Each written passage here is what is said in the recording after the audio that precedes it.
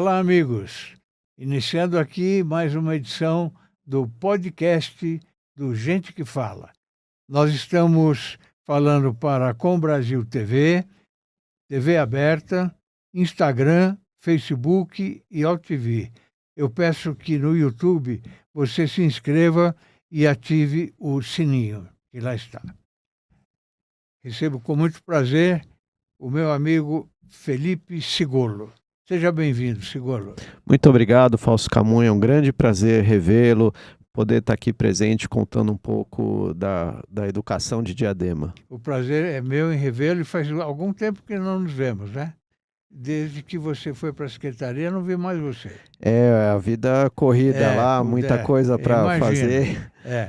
Então você tem bastante coisa para contar aqui. Com certeza. O Sigolo, para quem não conhece, é secretário de Educação de Diadema, engenheiro civil, foi reitor da Universidade Brasil, ex-vice-presidente do Conselho de Reitores das Universidades Brasileiras e da UEE de São Paulo, atuou como coordenador do programa Bolsa Escola, exerceu cargos de secretário executivo adjunto, secretário executivo e ministro substituto no Ministério da Educação e no Ministério da Cidadania, isso em 2019.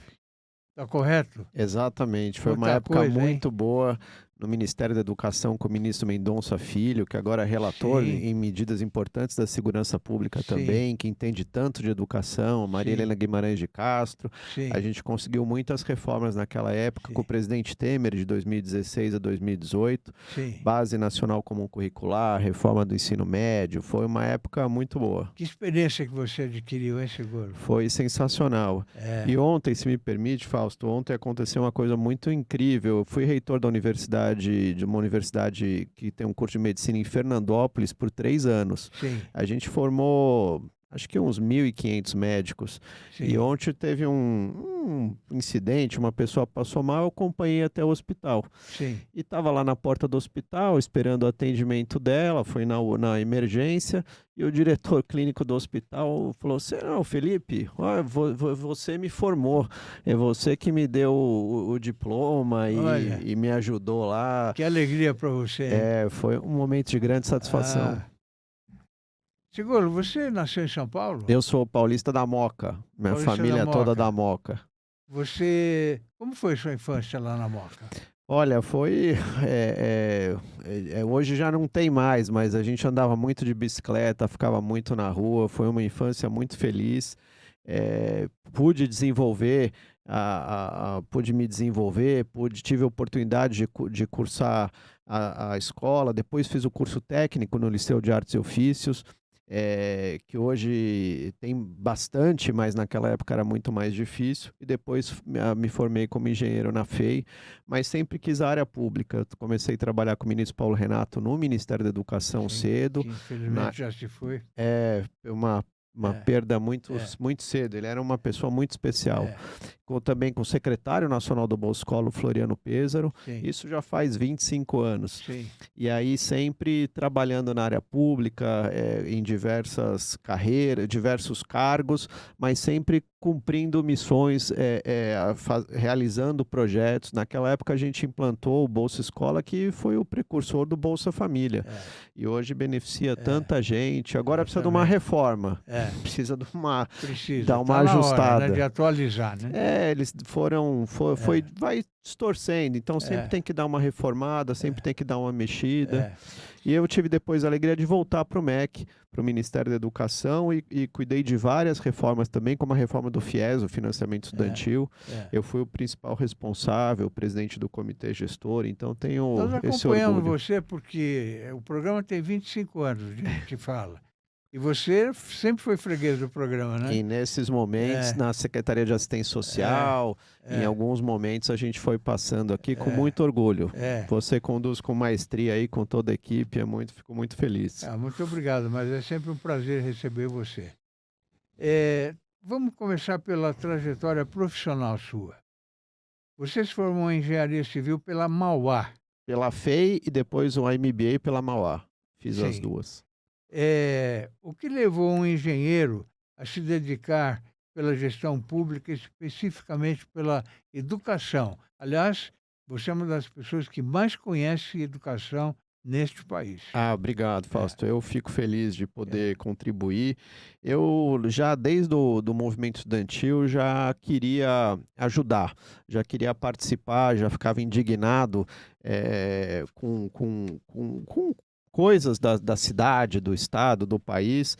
Então, quando eu tive a oportunidade, fui presidente do diretório acadêmico da FEI. A gente conseguiu criar a empresa Júnior, que hoje também a maioria das faculdades tem, que os alunos começam a já desenvolver projetos, estimula muito o empreendedorismo, e eu pude, no movimento estudantil, conhecer o ministro Paulo Renato, poder depois ajudar nos projetos de financiamento estudantil. Só consegui me formar porque eu tive ajuda. Então, eram poucas faculdades, a parte, meu pai com 3 filhos, funcionário público, então não foi fácil, mas graças a Deus a gente conseguiu. E assim que eu tive contato, falei, poxa, eu posso realizar, posso ajudar o próximo, posso deixar uma contribuição para a sociedade. Isso me encantou e aí foi uma sequência de desafios. Você cita sempre o ex-governador Franco Montoro como a sua inspiração, né? Foi a primeira pessoa que eu tive um contato próximo. E Olha como você era jovem aí, essa é a hein? última foto dele, Fausto, acredita? É o Porque foi no aniversário dele no Ilã, na Rua Colômbia, era na Rua Sim, Colômbia. sim. A gente tirou uma foto, ele foi dali para o aeroporto de Guarulhos, ele ia para o México. E aí ele teve um mal-estar e foi internado. E depois, a última, ele estava saindo, eu estava com vergonha. Eu falei, governador, por favor, uma foto. E a gente acabou tirando essa foto ainda na máquina de Aquela filme. antiga. Isso é 99. 99. E eu, com muito orgulho, foi a primeira pessoa que eu conheci na área pública, assim, que ele era um grande exemplo, ainda é uma grande inspiração. Você tinha que idade aí? Eu tinha 21. 21 anos. 21. Ah, o grande governador Montoro, né? É, No ano 2000, você trabalhou com o ex-ministro da Educação, Paulo Renato Souza, que deixa muita saudade, né? Quando eu estava no movimento estudantil, o desafio era substituir o CREDUC, o crédito estudantil. Então o ministro Paulo Renato chamou o Floriano Pêssaro, e a gente ajudou como estudante a ter um novo programa. E o primeiro diretor foi o Floriano. E aí depois 99, 2000, 2001, eu estava me formando, aqui na inauguração do diretório acadêmico, o engenheiro Sérgio Mota, que também se formou na FEI, também foi uma grande figura pública, responsável pela transformação nas telecomunicações. 30 anos atrás, não imaginava, em 96, o que ia acontecer para frente. Então, a gente fez uma homenagem para o ministro Sérgio Mota e o ministro Paulo Renato teve a alegria de estar em São Bernardo com a gente. Anselmo Andriola, Dona Vilma Mota, a esposa dele. Foi um momento muito feliz lá na Você FEI. sempre em boa companhia. Você nunca pensou em cargo eletivo? Eu gosto mais da execução, do executivo, e tive a alegria de ocupar esses cargos. O desafio com o ministro Paulo Renato foi implantar o Bolsa Escola. Daí a gente foi para o Ministério da Educação, criar esse programa de renda, de transferência de renda, e garantiu, a gente já tinha universalizado o ensino fundamental, e aí o desafio era deixar a criança na escola, e só foi possível com essa ajuda financeira para as famílias de todo o Brasil. Perfeito. Como você avalia o andamento do MEC hoje? Olha, tenho ressalvas aí, mas eu acho que tem um movimento muito grande hoje pela alfabetização. Todos os municípios, os estados, o governo federal está engajado que todas as crianças aprendam na idade certa, que é aos 7 anos de idade, no segundo ano do ensino fundamental. Então, a gente tem feito uma grande mobilização. Alguns estados já avançaram mais, São Paulo está avançando. Ontem divulgaram os números do Saresp. O estado de São Paulo foi bem, mas eu acho que ainda tem muitos desafios, né, do ensino superior, com os cursos de medicina, na ajuda dos municípios, no transporte escolar, na alimentação. O financiamento é o grande gargalo da educação. Então, apesar do novo Fundeb, esse ano de 2026 atingiu mais de 300 bilhões de reais para todo o Brasil, ainda a distribuição é precária, ainda a execução é difícil, a gente tem muita, enfim, tem muito ainda para contribuir. O Sistema Nacional de Educação foi aprovado, agora tem o desafio de ser implementado. O Plano Nacional de Educação, que vai valer para os próximos 10 anos, ainda está no Senado. A gente espera que aconteça nesse semestre. A educação tem muitos desafios, o país precisa andar rápido. Países como a Coreia, que o presidente Lula visitou recentemente, dão exemplo que é possível fazer. Precisa focar na educação, precisa garantir a alfabetização, a aprendizagem. Os alunos têm que aprender português, matemática e se desenvolverem nas habilidades e competências. Eu acho que a única forma de salvar esse país é a educação. A gente, é o que eu sempre acreditei, é o que a gente tem feito diuturnamente lá, especialmente em Diadema, na região do ABC, mas também em contribuição na Undime, que é a União dos Secretários de Educação de São Paulo e do Brasil. Tigolo, como fazer chegar a educação nessas famílias mais pobres da periferia? Não é só a educação, a saúde, esse trabalho tudo, da assistência social. As famílias estão com muita dificuldade. As mães não. Eu acho que hoje o grande movimento é educação de tempo integral. Educação integral em tempo integral, para que a criança possa ficar 7, 8, 9 horas na escola, ter almoça, tem uma alimentação adequada, tem todo o uniforme, kit escolar, todas as oportunidades, cultura, esporte, a educação mesmo, desenvolver informática, robótica, então desenvolver ela em todas as suas possibilidades. Tem que investir, tem que ir perseguindo. O Brasil, acho que nesses 30 anos, do ministro Paulo Renato para cá, avançou muito. Há 30 anos não tinha escola para todo mundo. Hoje já tem, hoje é um outro perfil demográfico, mas ainda tem que continuar investindo, a gente tem que perseguir isso. É direito inalienável de todo cidadão ter uma educação de qualidade, ter esse desenvolvimento assegurado e educação para a vida toda. Porque acho que esse também é um outro movimento. A gente garantir que quem não teve oportunidade, não importa a idade. A gente tem uma aluna, Fausto, 91 anos na educação de jovens e adultos, está aprendendo a ler e escrever, Dona Maria José. Sim. A gente até colocou ela na capa dos cadernos, estimulando para que outros sigam esse exemplo. É um grande exemplo e cursos variados. Não é só aprender a ler e escrever. Curso de tecnologia, curso de celular, qualquer curso, vale o regular e vale um curso livre que a pessoa possa se desenvolver, mas sempre está buscando aprender. Eu acho que a gente tem que fazer isso a vida toda. Você participou da coordenação do Bolsa Escola. Fala um pouquinho sobre isso. Essa foi uma experiência maravilhosa. Não tinha o cadastro único. A gente acabou criando esse modelo do cadastro único que vale até hoje. O modelo de transferência de renda, os técnicos, os burocratas lá de Brasília falam assim, mas como é que você vai dar um dinheiro para a família e ela não vai prestar conta? E se ela quiser gastar na pinga no bar? Mas aí é uma questão dela. A gente colocou, diversos paradigmas foram quebrados, colocar o cartão no nome da mãe, entregar para a mãe, que é a principal responsável pela criança. Então, muitas coisas, o cartão magnético, você sacar ali no banco, que hoje está mais tecnologia, a bancarização avançou, o Pix, acho que foi um grande programa social de incluir todo mundo no sistema financeiro, mas naquela época não tinha tudo isso e eu acho que foi pioneiro, foi uma gestão pioneira do ministro Paulo Renato, Floriano Pêssaro, que a gente conseguiu ter esse padrão, ter essa implementação e que virou referência para muitos países. Muitos países não conseguiram no que a gente tem na transferência de renda nos programas sociais. E o Bolsa Família partiu daí, né? Foi depois, eles juntaram o Bolsa Alimentação, o Bolsa Família, o Auxílio Gás, com todo o know-how que a gente já tinha e só fizeram uma embalagem mais bonita. Exatamente. E ajudou muita gente, mas agora precisa ser aprimorado, precisa ser mais focado, mais direcionado,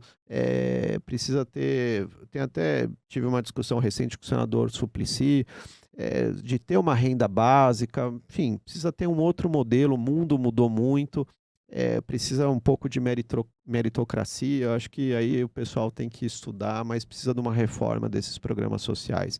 Na época da pandemia, distorceu muito. Entrou muita gente, não saiu, não tem uma renovação, não Deve tem ter muita gente recebendo sem precisar.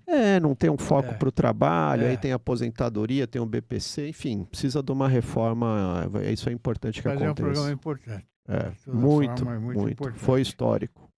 Exatamente.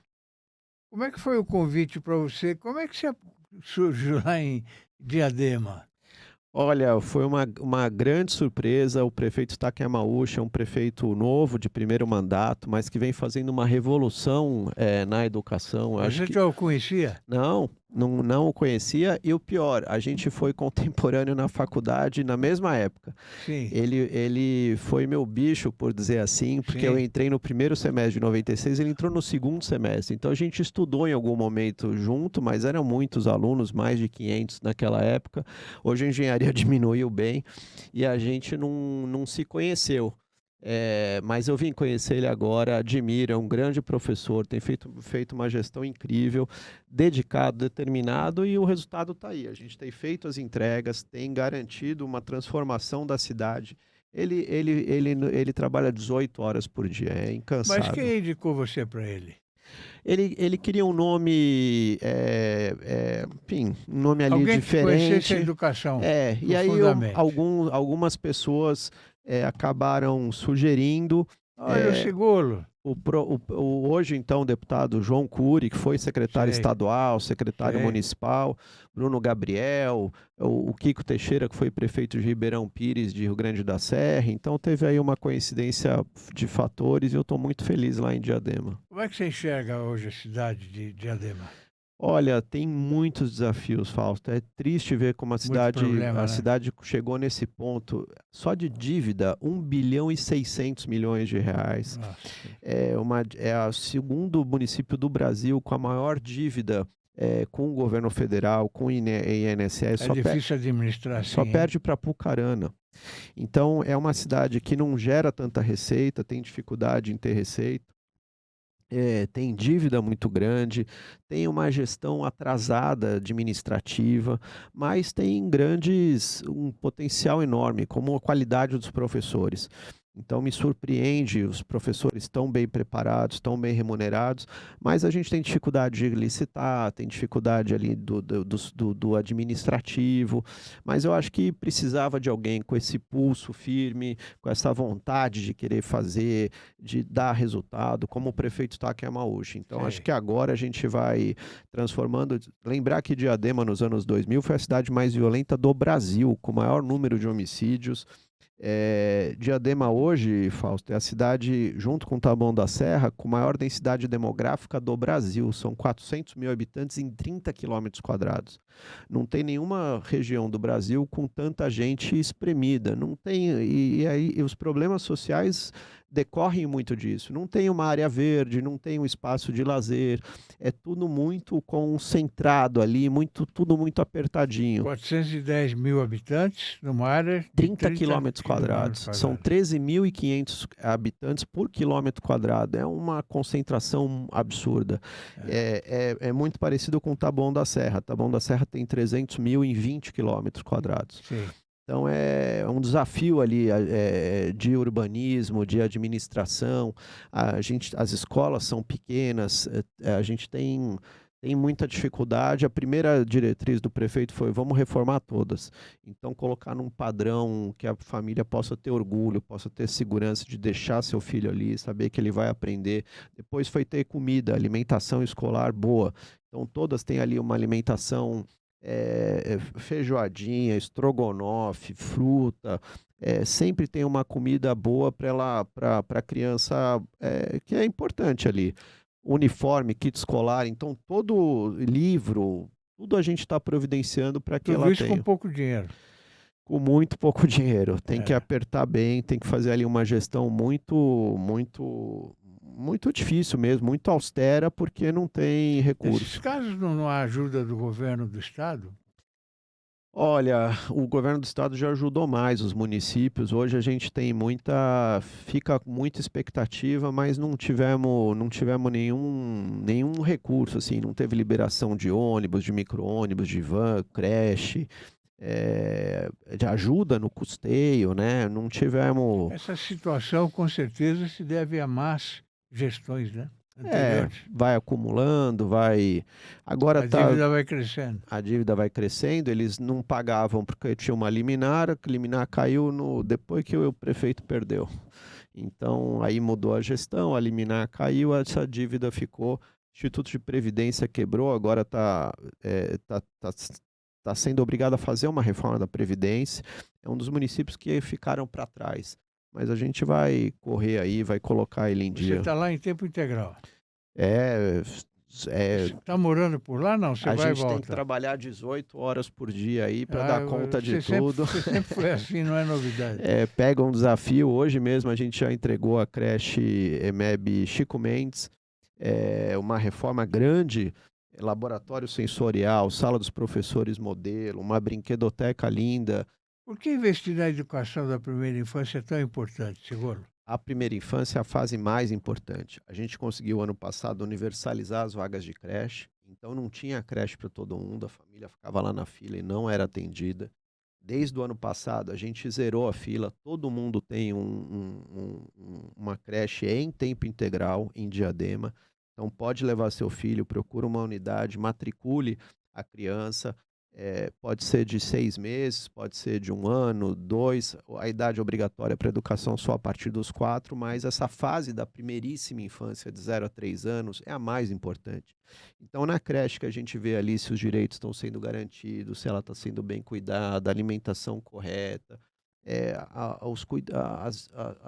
conversa com a família sobre higiene, sobre o desenvolvimento, se tem algum probleminha, alguma coisa de saúde. Então, é no ambiente escolar. Então, nisso que a gente tem a garantia dos direitos.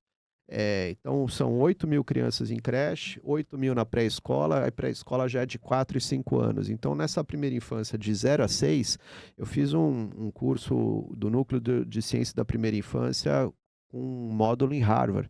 E é a fase mais importante, é quando tem as sinapses, quando ela se desenvolve, quando ela forma todas as habilidades e competências, começa nessa primeira infância. Então, se a escola ali não ajudar ela a se desenvolver, ela não vai depois recuperar o tempo perdido. Se você não aprender a falar, não aprender uma outra língua, se não tiver esses estímulos corretos na idade certa, ela não vai se desenvolver. Falta muita creche ainda em Diadema, então? Agora a gente universalizou. Agora Sei. tem vaga para todo mundo, mas Que pelo bom, Brasil que bom. ainda foi um feito histórico. bom. Desde novembro do ano passado, toda criança tem vaga de creche assegurada. Aqui a Prefeitura de São Paulo já tinha feito isso. Sim. Nas gestões do Alexandre Schneider, o Bruno Caetano, o próprio João Cury, agora o Fernando Padula, que faz uma gestão incrível na prefeitura, mas Diadema estava para trás. Agora a gente universalizou e não é só a vaga, é ter qualidade, é ter no tempo integral, é garantir que a gente dê todo esse suporte para a mamãe e o papai poder trabalhar, as famílias ali poderem ter o suporte da prefeitura. Eu posso dizer que o prefeito de Diadema levou um nome de peso para a secretaria. Agradeço. O programa Creche 100%, você zerou a fila com esse programa, né? Foi. Com esse programa inovador, é um feito histórico lá. Era um dos municípios que não, imagina, aqui pertinho de São Paulo, não ter vaga para todo mundo. Era o uma principal. cidade violenta, Diadema. Isso diminuiu. Nos anos 2000, foi a do Brasil, a mais violenta do me Brasil. lembro disso. Com o maior número de homicídios. Me lembro disso. Melhorou muito. Hoje é uma outra cidade, mas ainda tem essa pressão social, essa concentração que gera um grande desafio aí. E a cidade foi se endividando, foi ficando para trás nas práticas administrativas, os próprios indicadores educacionais deixam a desejar. Hoje só 48% das crianças estão alfabetizadas na idade certa. Uma criança de 7 anos não consegue ler e escrever coisas básicas. Eu tenho curiosidade em saber como é a área de esporte lá. Olha, isso é uma ótima pergunta e é incrível. O Diadema criou ali o basquete 3x3. E é uma referência nacional, disputou título mundial, e a gente construiu, onde tinha um pancadão, ali na comunidade do Pombal, o prefeito acabou com o pancadão, que foi outro feito histórico, Sim.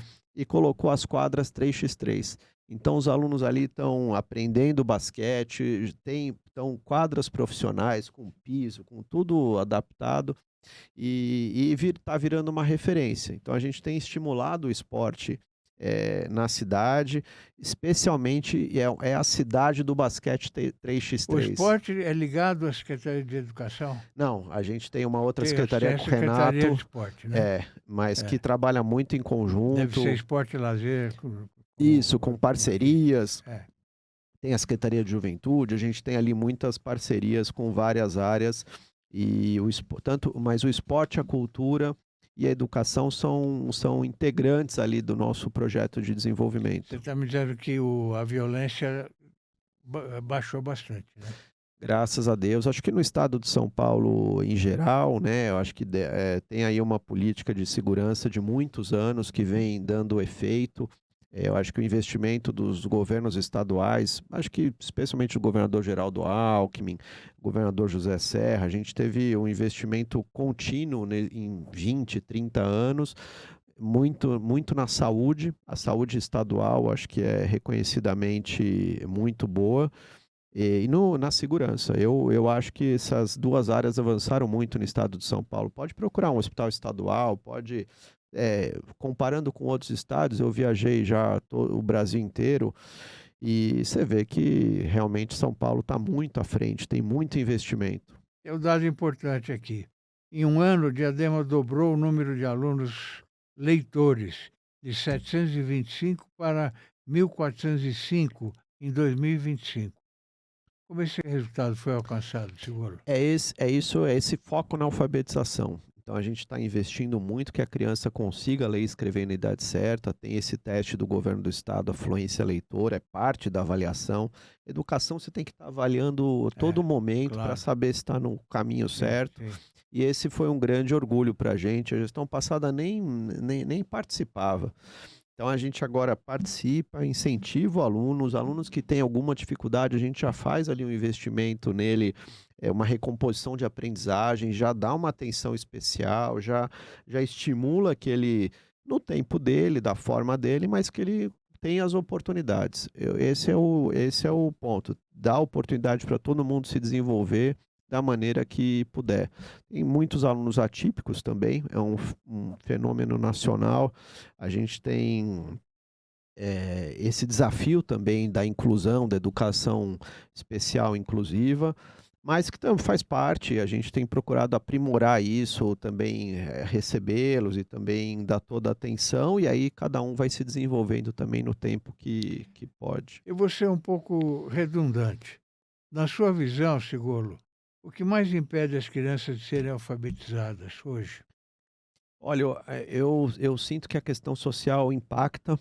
Se a família tem escolaridade, uma escolaridade um pouco mais alta, se a família lê para a criança desde pequena, se a família estimula que ela se desenvolva ali, então é parte da.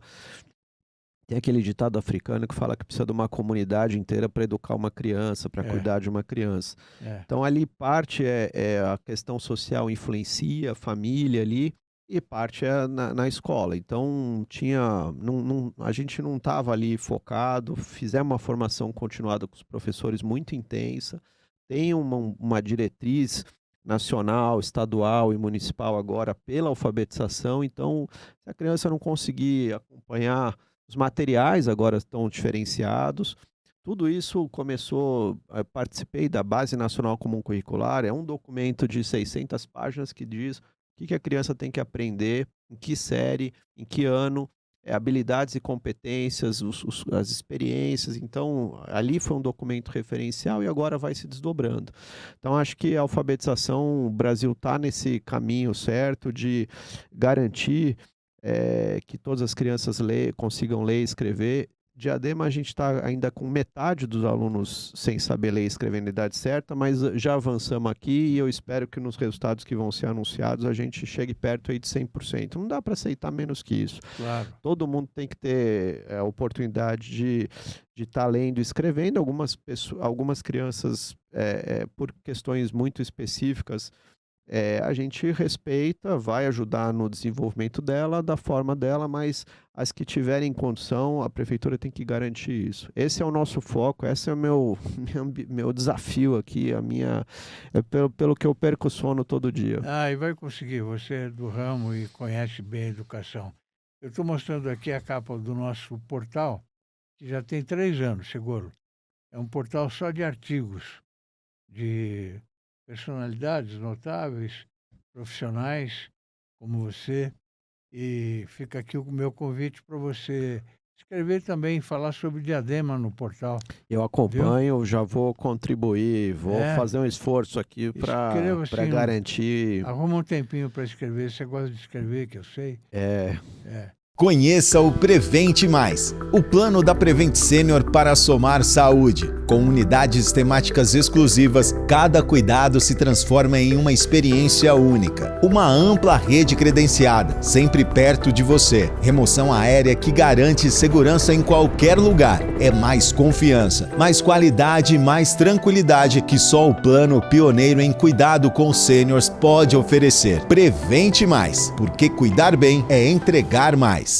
Então, à disposição, viu? Muito obrigado, muito obrigado. É a forma que a gente tem de divulgar as coisas de Diadema, porque senão ninguém fica sabendo por aqui. E Fausto, acho que o AR precisa documentar, principalmente na administração pública, a gente precisa documentar, às vezes publica na rede social e acha que vai ficar ali registrado para a história, que não é bem assim. Não, vai embora. Precisa escrever, a gente está colocando muita coisa no site como notícia, mas precisa ali demonstrar, escrever, documentar com dados, métodos científicos, o que está fazendo, por quê, onde chegou, a fonte da... Então, isso é importante. Comunicação, né? Comunicação. Então, eu estou à disposição, viu? Tá bom, vamos... Com investimento de 10 milhões, a inauguração do novo centro TEA, Transtorno do Espectro Autista de Diadema, está prevista para 2028, né? Como é tratado o tema inclusão nas escolas de Diadema? Era um pouquinho esse que eu estava falando. Lá a gente tem a felicidade de corremos atrás para ter um centro TEA, que é esse centro do transtorno do espectro autista. Centro TEA que se chama? Centro TEA. São Paulo, Prefeitura de São Paulo já inaugurou um, Governo do Estado inaugurou outro. E agora a Diadema vai ter a felicidade de ter um equipamento onde a gente possa receber os alunos, receber as famílias. É muito difícil ter um aluno com algum transtorno. Precisa de muito suporte, de muito apoio. É isso que a Prefeitura de Diadema está se dispondo a fazer. A gente foi atrás dos recursos, foi atrás do terreno, vai construir todo um espaço, emendas. O deputado Alex Manente ajudou muito. A gente vai ali ter um espaço para os alunos e para as famílias, para ajudar nesse desenvolvimento. Da saúde mental das crianças. Total, né? Dos professores, das famílias, das crianças. Uma quantidade muito grande, cada uma com uma característica muito específica. Então a gente também, as redes municipais, estaduais, todas as escolas estão se adaptando nesse novo momento. Mas é um fenômeno mundial que ainda ninguém sabe a causa, por que acontece. Eles têm necessidades muito específicas, esse hiperfoco. Enfim, a proposta é incluir todo mundo, acolher todo mundo, tratar todo mundo da forma que merece. Acho que a gente vai aos poucos conseguir encontrando o caminho. Né, por isso você falou que não está nem dormindo à noite. São, né? 30 mil alunos, a gente tem 2 mil alunos com algum tipo de deficiência. Então, 2 mil? É uma quantidade grande, quase 15% aí do total, né? É bastante. Neste ano, o novo ensino de computação será obrigatório, né? Em todas as 21 escolas do ensino fundamental de Diadema. Como será coordenado o tempo de tela dessas crianças? a gente pergunta, criança de 5, 6, 7, 10 anos, todas têm celular, ou se não é próprio, usa da mãe para o joguinho, que é ruim. Aqui o MEC aprovou a BNCC computacional, então tem uma base nacional comum curricular para computação, mas não é só o computador em si, é para a lógica, para o aprendizado. E a gente está implantando nas 21 escolas do ensino fundamental um laboratório de robótica. Vamos ter as aulas, mas aí é uma aprendizagem dirigida, para ele ter contato com o computador, saber. A gente está dando aula também de programação em parceria com o SESI, tem um laboratório maker.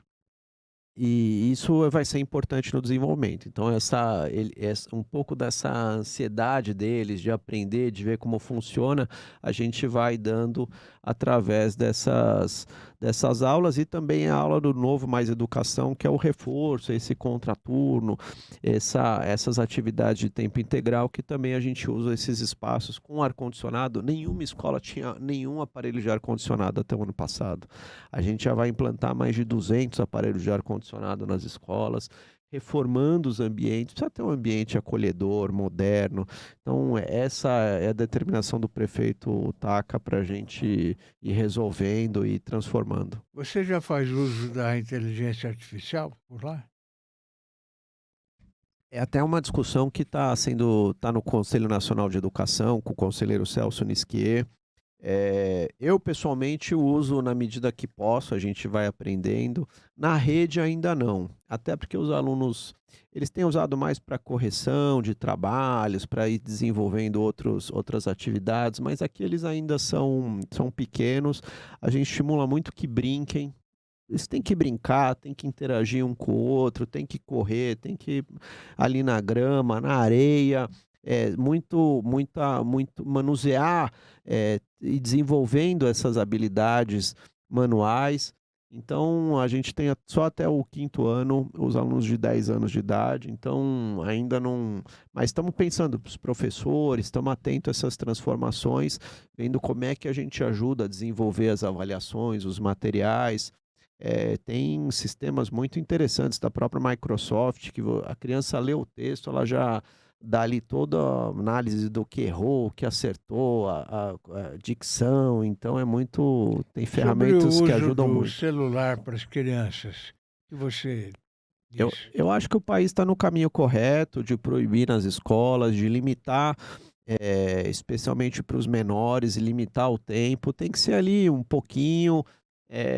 Tem que ter controle e evitar, acho que até os 14 anos, evitar ao máximo. Ela não precisa ter. A gente viveu bem, quanto tempo sem celular?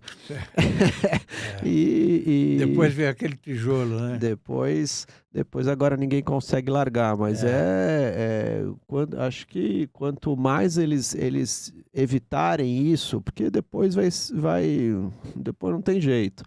Mas eu acho que tem que desenvolver muitas outras coisas até chegar nesse ponto. Acho que o país está caminhando bem com essas legislações. As famílias têm que ajudar, porque na escola eles a alimentação é regulada, eles não têm acesso ao celular, tudo, mas chega em casa, a primeira coisa é.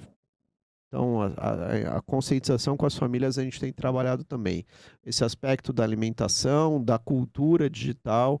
Isso também é uma obrigação de a gente estar formando, e também enfim, desse conjunto todo das crianças. Qual é a sua opinião sobre o novo ensino médio? A reforma do ensino médio, eu ajudei a conduzir em 2016 com o ministro Mendonça Filho, o atual secretário de Minas Gerais, Rocieli Soares, a professora Marília Guimarães de Castro. Foi extremamente importante. 50% abandonavam, simplesmente abandonavam. O país estava num caminho errado. Então, reformar o ensino médio foi importante. Focar porque no ensino médio, cada aluno quer cursar uma trilha formativa. Você não pode obrigar todo mundo a ter 13 matérias iguais, e que eles fiquem ali cada um tem um jeito, cada um vai ter uma aspiração. O ensino técnico está avançando muito, graças a Deus, no país. É importantíssimo, Importantíssimo. Né? Então, todo mundo poderia fazer um ensino técnico e depois, mais para frente, como em outros países na Alemanha, eventualmente seguir a carreira acadêmica. Né? Pois é. Então, falta um marceneiro bom, falta um técnico bom e tem um monte de bacharel em direito que não consegue tirar o OAB. Agora tem uma discussão importante até da medicina. Vai ter o exame da medicina, vai ter médico que não vai conseguir trabalhar porque não vai ter a licença. Então, precisa melhorar a formação, precisa ser mais rigoroso, fechar a faculdade ruim, trabalhar desde a base. Então, tem uma série de aspectos aí que a gente tem que avançar. Faculdade despejando alunos sem conhecimento devido, né? Que só tem interesse comercial. Imagina isso na medicina. O MEC não fechou uma faculdade, o ministro Paulo Renato implementou um provão, avaliação, começou a fechar a faculdade ruim, começou a restringir. O MEC há muitos e muitos anos não tem feito. Mas quando a gente assumiu em 2016, Fausto, fizemos uma reforma do ensino médio, que foi importante, depois mudou um pouco, adaptou ao normal. E acho que sempre vai aprimorando, mas já não é mais o que era e cresceu. Os indicadores, os índices mostram que melhorou, trouxe mais alunos mais jovens para cursar esse ensino médio, para continuar um pouco. Também o nome não ajuda, ensino médio, ali tinha que ser, uma parte da formação dele. Nem todo mundo tem que ir para a faculdade, na minha opinião. Tem momentos de ir também. Tem o SISU, tem o ProUni, tem o FIES. O governo tem que ajudar quem está pronto, quem quer se desenvolver academicamente, mas tinha que também garantir para uma grande parte que não vai ter essa possibilidade. Então, cursos ruins, que não têm uma aplicabilidade no mercado, é uma grande discussão do ensino superior, curso que já não tem mais aderência, faz ali um curso que não tem muito desenvolvimento, a produtividade do Brasil é muito ruim, o custo do Brasil é muito alto. Tem que ter um projeto de país aí. A gente tem aí os exames da OAB, por exemplo, né? Por que não levar isso para outras profissões, né? É o país Medicina, engenharia, etc. O país que mais tem curso de direito no mundo, mas tem o exame que regula. O direito regula na saída, né? A medicina regulava na entrada, porque era difícil você acessar, você conseguir o curso. Hoje, o único gargalo é econômico. Se pode pagar mensalidade, você consegue entrar numa faculdade de medicina. Então, é uma discussão do ensino superior que tem que ser feita. Falar nisso não é a sua área, mas como é que anda a saúde em Diadema? Os números foram apresentados ontem na Câmara Municipal. A gente tem gastado quase 35% do orçamento da Prefeitura na saúde. Então, tinha muita fila nos corredores, tinha muito problema no atendimento. E o prefeito Taca se comprometeu a fazer 3 coisas: zerar as filas na saúde, e ele conseguiu tirar as pessoas dos corredores do hospital municipal. É um sofrimento, né? A pessoa tem que ser atendida, tem que ser encaminhada, tem que ter uma coisa humanizada. Na saúde ele resolveu gente, né? O mutirão de exames. Então, como é uma cidade com muito problema social, muito densa, acaba tendo, a consequência é ter o atendimento na saúde. Sim. Então, ele conseguiu melhorar muito a saúde, mas o orçamento consome bastante, 35% é o dobro do que a Constituição define para gasto em saúde, que é 18%. Então, o Diadema gasta quase 35%. Acabou com os pancadões, melhorou a segurança e agora universalizou as vagas de creche. A gente agora investe em qualidade. Então foram as 3 áreas. O prefeito lá está mais voltado para as áreas sociais, né? As áreas, acho que o grande feito do governo é a felicidade das pessoas, mas saúde, segurança e educação é o básico. E sem descuidar de todas as outras. A cultura, o esporte, o lazer, tem a Rua da Gente, todo final de semana tem ali atividades de lazer, corridas. Então tem um trabalho em várias áreas, muita reforma, muita obra para transformar ali um espaço que precisa de investimento, e a gente tem feito. Diadema tem um time de futebol conhecido? Tem, o Água Santa. Água Santa. Água Santa. Que fez muito bonito aí, tem feito muito bonito ultimamente. Futebol não é muito meu forte. Não é seu forte, mas... torço pro Juventus e o prefeito Taca torce pra Ferroviária. Você é da Moca? Sou. Ah. Sou da Moca e o Juventus também tem dificuldade aí para avançar, mas é um time querido lá na Rua Javari. O Juventus é um time que todo mundo gosta. Né? Agora a Portuguesa também é um time que todo mundo gosta. Que tá indo bem, voltando, né? Aliás, tem dois torcedores ilustres, o Fernando Guimarães e o Pedro Venceslau, da CNN, são... Tem o pianista, o maestro Martins, João Carlos Martins, também. É torcedor fervoroso da Portuguesa. A Portuguesa tem essas paixões. Tem sim, tem. No ano passado, foi registrada uma média de 95 afastamentos por dia de professores por transtornos mentais. Na sua visão, o que isso revela sobre a situação nas escolas? Os professores estão sobrecarregados, a gente reconhece isso, mas a gente está ajudando a que eles tenham condição nesse aprimoramento da educação especial e inclusiva. Outro ponto, a gente também aumentou a gratificação por ele estar ali presente na escola, então ele tem um abono se ele não faltar, que aumentou, triplicou, era R$200 por mês, foi para R$600, isso é um extra se ele está presente ali, porque a gente precisa que a criança esteja presente, o professor esteja presente, tenha toda a condição de aprendizagem.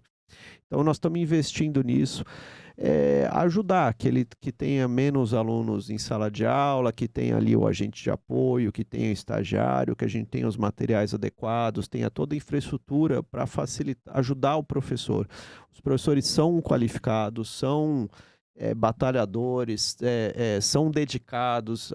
Eu só tenho elogios aos professores de Diadema, mas em geral acho que todo mundo ali quer fazer... É uma profissão que transforma, você tem ali vidas e você vai moldando essas vidas para a cada dia elas dão um passo nesse desenvolvimento.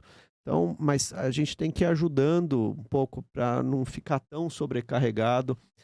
Hoje, por exemplo, nessa nova sala dos professores, um ambiente acolhedor, eles conseguem planejar as aulas, ele consegue ali ter um momento de descanso, então a gente vai melhorando ali a situação toda, procurando que eles evitem faltar, o absenteísmo é um grande problema em geral, mas a gente vai aos pouquinhos ajustando e somos solidários, estamos muito preocupados com essa questão e ajustes permanentes aí para ajudar os professores nesse desafio. Essa questão de transtornos mentais generalizou, né? Não é só Diadema, não.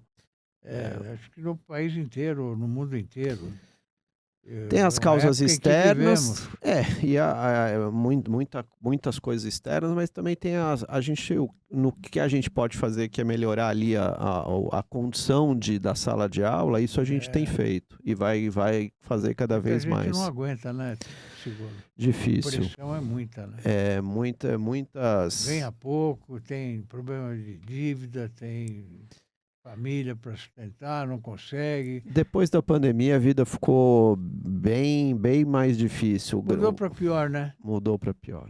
Eu agora olhando um pouco para trás, 5 anos agora da pandemia, a gente vê que piorou, que as coisas estão mais complicadas, a polarização aumentou, tudo ficou mais... As pessoas estão diferentes. Tudo mais à flor da pele.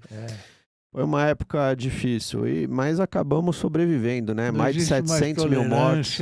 Pois é. A cultura, o respeito. Acho que a gente tem um pouco isso lá na prefeitura de resgatar valores, a gentileza ali, o carinho. Às vezes é só atenção com as famílias, ouvir o aluno, dar ali Então, isso faz diferença também. Tomara que... Queria mostrar aqui um pouco desses materiais, ó. Vamos lá. Esse aqui foi Super Felicidade. A Ana Luísa que fez, uma aluna da EMEB José Martins da Silva. Ela fez uma heroína que é Super Felicidade. No ensino médio, para os 12 mil alunos do ensino médio, o desafio é: faça um super-herói que a gente vai pôr na capa dos materiais e das mochilas. Sim. Então, ela fez esse material. outros 2 alunos, o Marcelo, fizeram também aqui outros super-heróis. E a gente botou na capa. Então, acho que é um estímulo, poucos têm aqui. Antes era um logotipo da prefeitura, alguma coisa. Sim. Agora não, tem o desenho aqui que a criança fez, a gente deu uma estilizada na inteligência artificial, aqui usou. Sim. E aí agora a prefeitura toda são 30 mil kits escolares que já estão na mão das crianças e que elas podem aqui fazer as suas atividades, já tem todo o material. Não é só lápis, caderno, também tem massinha, tem muito material. E aqui na contracapa é Leila em Diadema, o hino nacional. O hino nacional brasileiro e o hino de Diadema. E o hino de Diadema. Perfeito, que floresça a Diadema aí, para as Perfeito. crianças também, a gente voltar um pouco esse espírito de civilidade. Perfeito. Então esse é um grande feito de um ano para cá, desse ano, e vamos repetir todo ano. Sigolo, só um parênteses. A gente está falando de hino nacional brasileiro. A gente vê no início de cada jogo realizado no país inteiro o hino nacional brasileiro. A gente quase não vê jogador cantando. Não é? Parece que não é com ele o hino nacional brasileiro. É uma coisa horrorosa, eu acho. Porque é melhor não tocar o hino, então. Não, eu acho que temos que insistir, vamos perseverar, vamos continuar tocando, eu acho que tem que ter lá, nem todo mundo consegue decorar, acho que tem que ter também lá uma legenda, um telão para ele conseguir ler, mas também o que a gente está fazendo é ensinar desde pequeno. Então, algumas coisas básicas, tem uma lei em Diadema, até do vereador Cabo Ângelo, eles têm, uma vez por semana, tem que cantar o hino coletivamente ali no pátio, e tá aqui na capa. Então, vai lendo, essas coisas são importantes, né? Eu sou palmeirense, mas outro dia eu vi a torcida do Palmeiras, estava tocando o hino nacional brasileiro, a letra completamente diferente da torcida. Quer dizer, isso devia ser proibido, né? Concordo. Porque também. É um ensinamento que vai por água abaixo, né? Acho que aproveitar esses momentos, o futebol, que é uma paixão.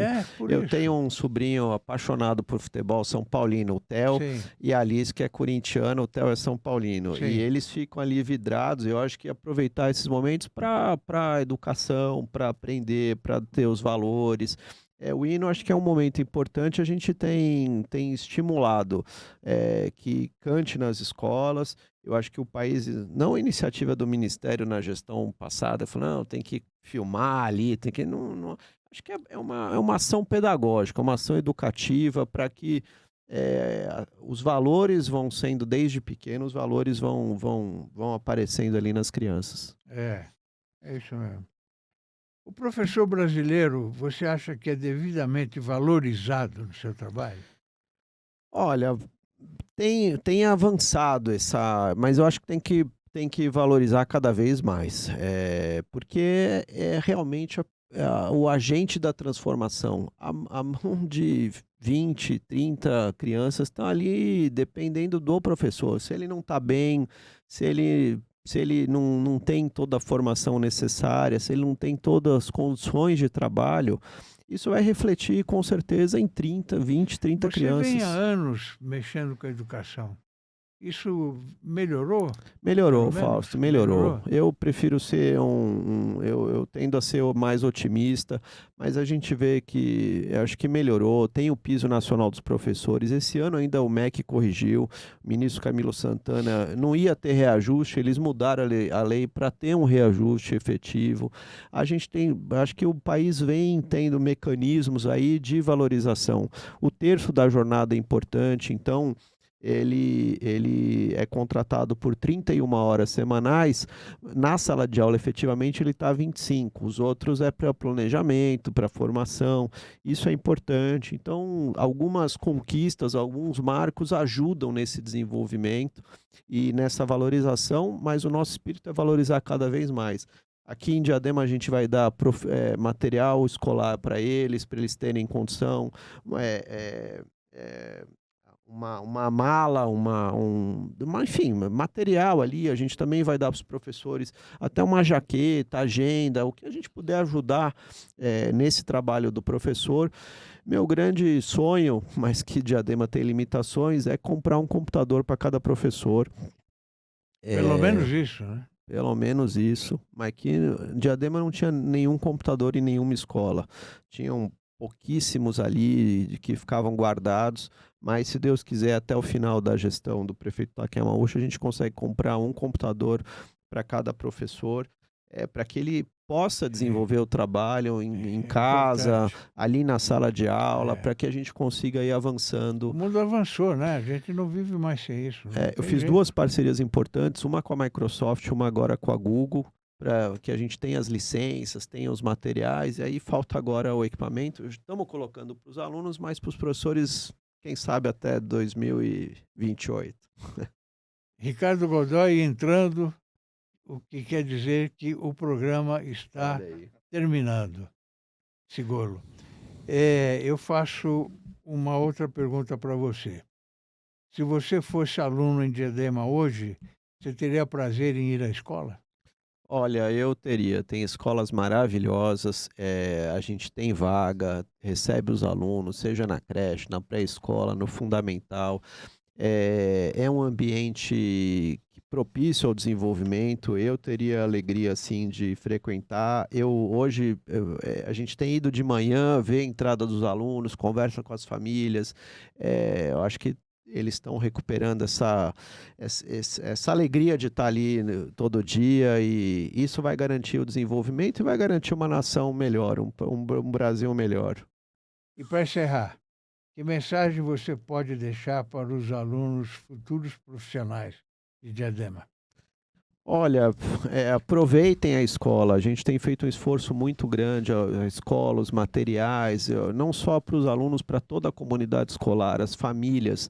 Aproveitem tudo, todas as oportunidades ali, todas as possibilidades de desenvolvimento. Não é só ficar no joguinho do celular. Isso é uma epidemia, a gente tem que ir corrigindo, mas ter os livros, ter a brincadeira é importante, essa interação.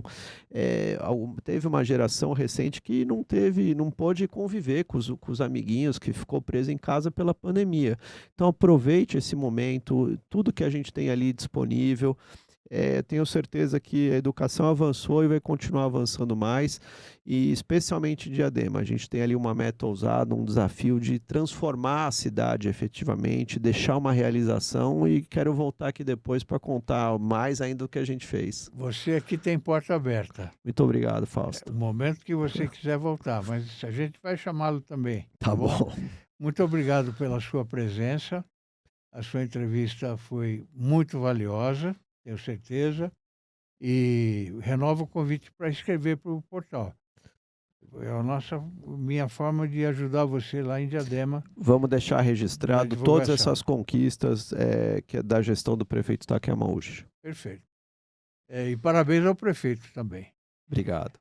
Ao amigo espectador, o meu muito obrigado pela atenção e até a próxima oportunidade, se Deus quiser. Até lá.